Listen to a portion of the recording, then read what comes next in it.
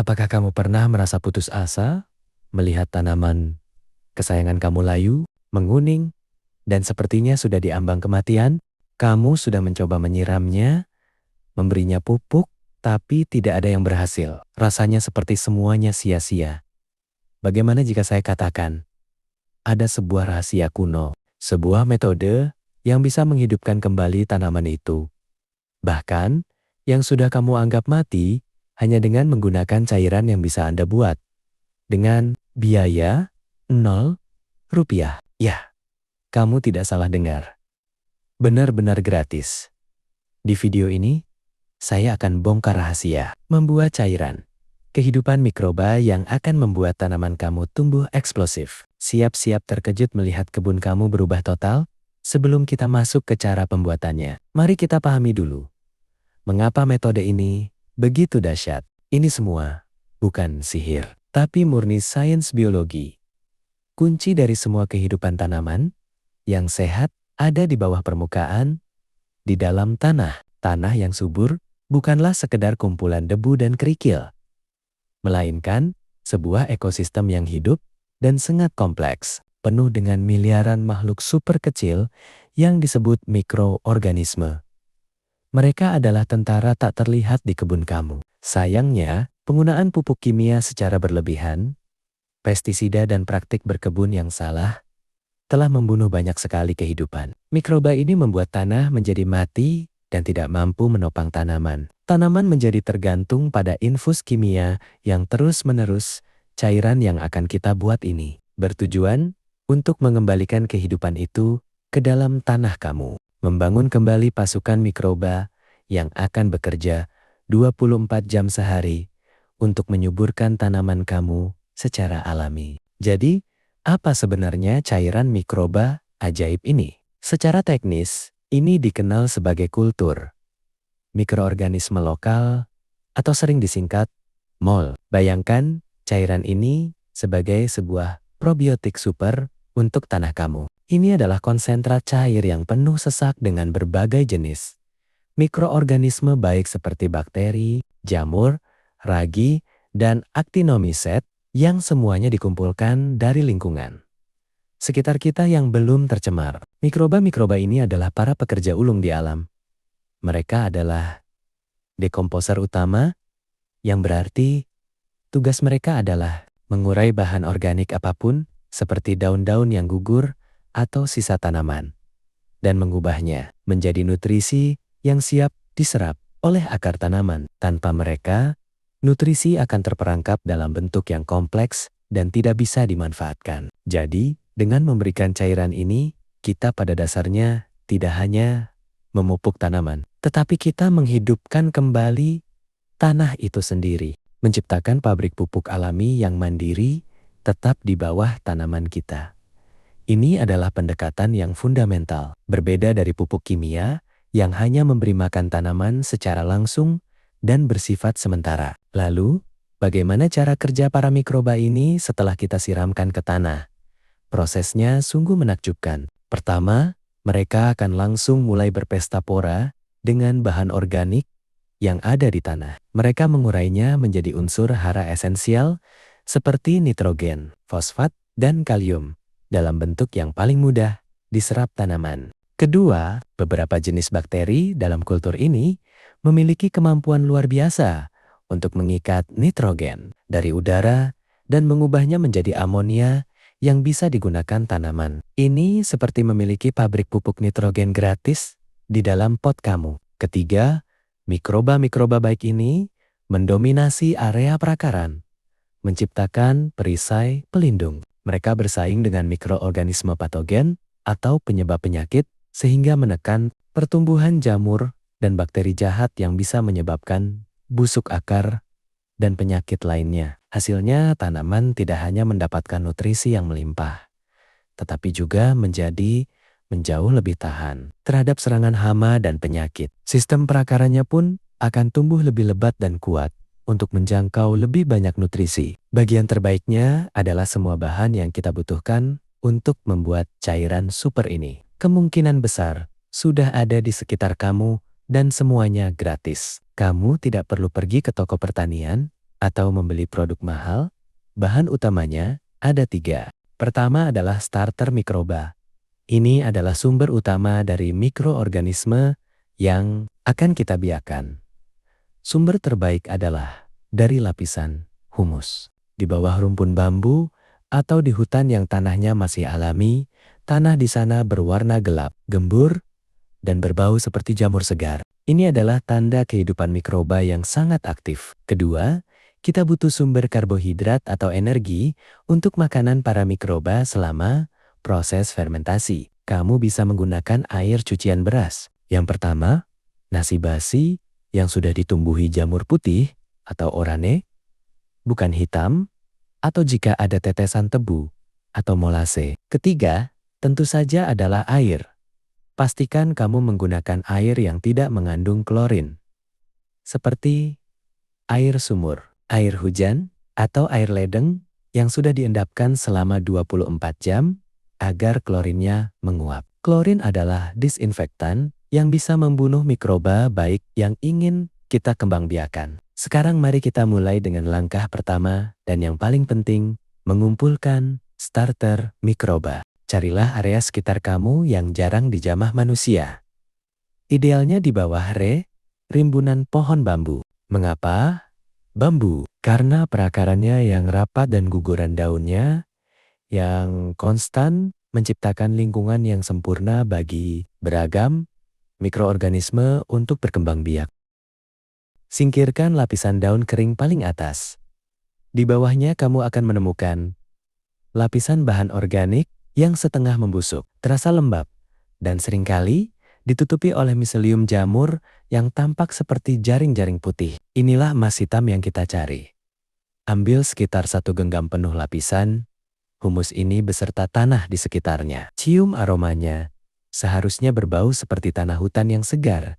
Setelah hujan, sedikit manis, dan apek seperti jamur. Hindari tanah yang berbau busuk atau asam, karena itu menandakan adanya mikroba yang tidak baik. Masukkan starter ini ke dalam wadah. Ingat, kita hanya butuh sedikit saja. Karena dari genggam ini, kita akan membiarkan menjadi miliaran triliunan mikroba. Langkah kedua adalah proses fermentasi, di mana kita akan melipat gandakan jumlah mikroba kita. Siapkan sebuah wadah, bisa berupa ember atau jerigen bekas, dengan volume sekitar 10 hingga 20 liter air. Pastikan wadah tersebut bersih. Pertama, masukkan sumber karbohidrat kamu. Jika kamu menggunakan nasi basi, gunakan sekitar 1 mangkuk kecil. Jika menggunakan air cuci beras, gunakan sekitar 1 liter. Jika menggunakan tetes tebu, cukup 2 hingga 3 sendok makan. Kemudian, masukkan segenggam starter mikroba yang sudah kita kumpulkan tadi.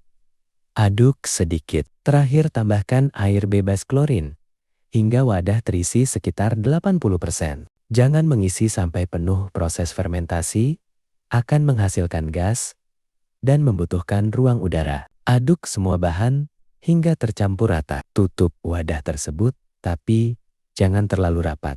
Kamu bisa menggunakan tutup langsung, tapi jangan dikencangkan atau tutup dengan kain yang diikat karet. Tujuannya adalah agar gas karbon dioksida hasil fermentasi bisa keluar, tetapi udara dari luar tidak bisa masuk dan mengkontaminasi. Setelah semuanya tercampur, letakkan wadah fermentasi di tempat yang sejuk dan terhindar dari sinar matahari langsung. Suhu yang stabil sangat penting untuk keberhasilan proses ini. Sekarang, kita hanya perlu bersabar.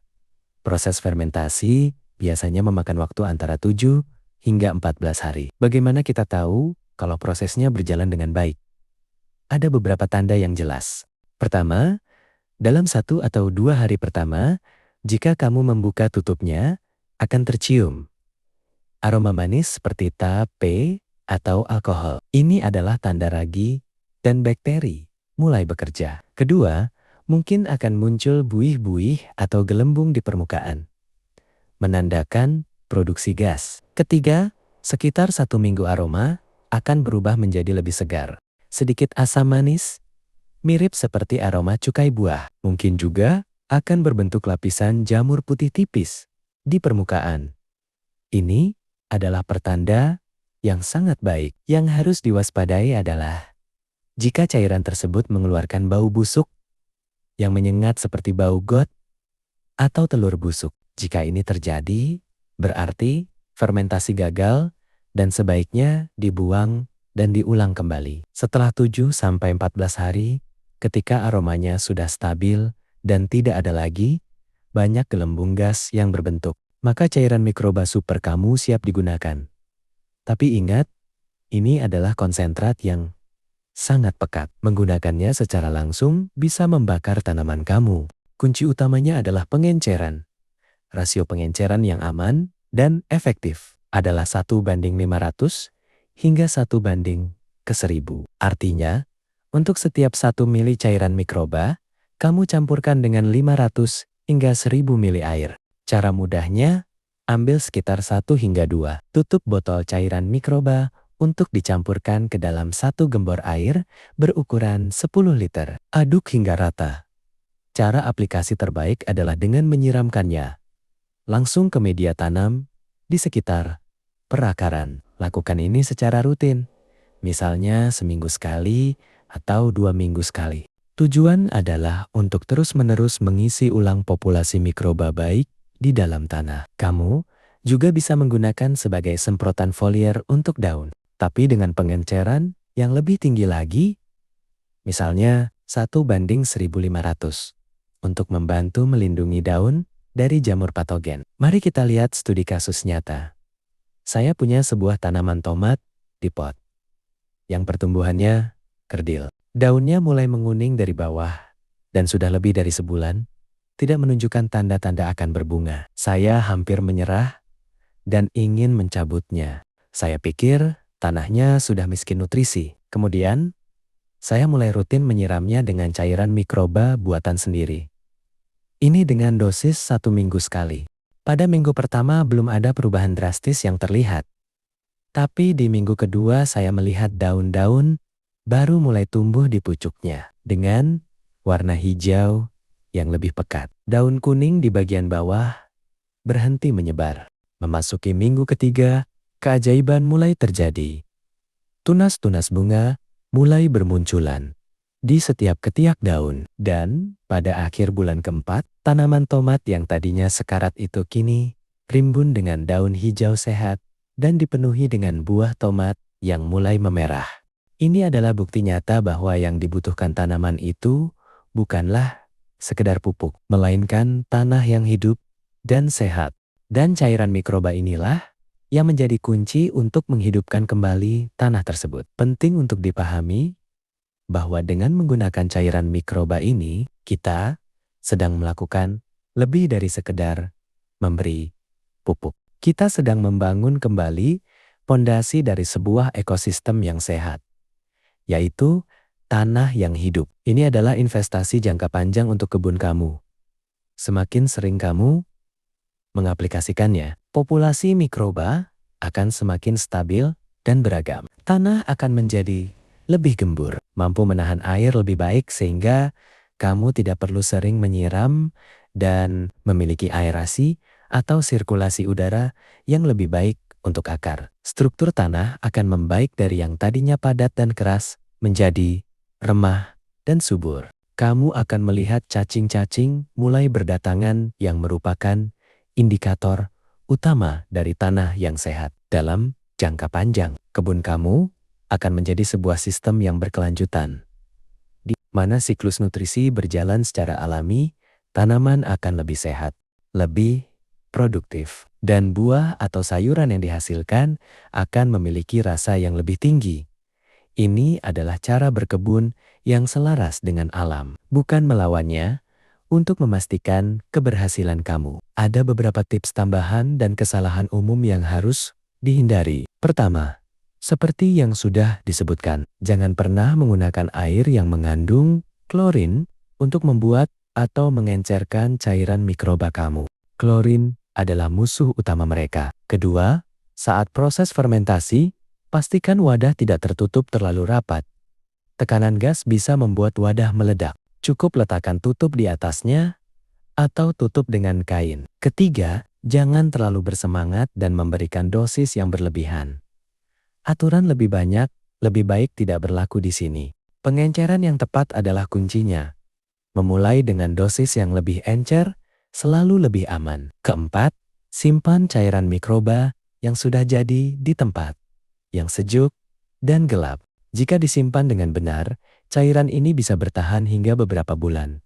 Dan terakhir, jangan takut untuk bereksperimen. Kamu bisa menambahkan bahan lain seperti sisa buah-buahan atau sayuran ke dalam fermentasi untuk menambah variasi nutrisi. Setiap kebun itu unik, jadi amati tanaman kamu dan lihat apa yang paling berhasil untuk mereka. Jadi, sekarang kamu sudah tahu rahasianya. Kekuatan untuk mengubah kebun kamu dari lahan yang kering dan tanaman yang sekarat menjadi surga yang subur dan penuh dengan kehidupan ternyata ada di tangan kamu dan tidak memerlukan biaya sepeser pun. Kita telah belajar bahwa kunci dari semua ini bukanlah pupuk kimia yang mahal, melainkan triliunan makhluk hidup super kecil yang bekerja tanpa lelah di dalam tanah.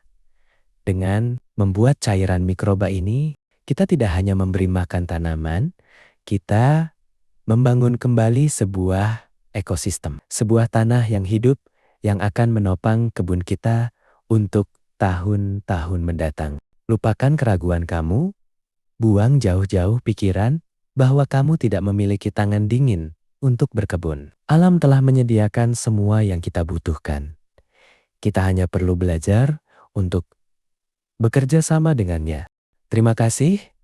Banyak sudah menonton video ini sampai habis. Saya harap informasi ini bermanfaat dan menginspirasi kamu untuk mencoba. Jangan lupa untuk menekan tombol suka jika kamu menyukai video ini dan subscribe agar tidak ketinggalan tips-tips berkebun alami lainnya dari saya. Sekarang saya punya pertanyaan untuk kamu. Tanaman apa yang akan kamu coba selamatkan pertama kali dengan cairan ajaib ini? Tuliskan jawaban kamu di kolom komentar di bawah ini. Sampai jumpa di video berikutnya. Bye.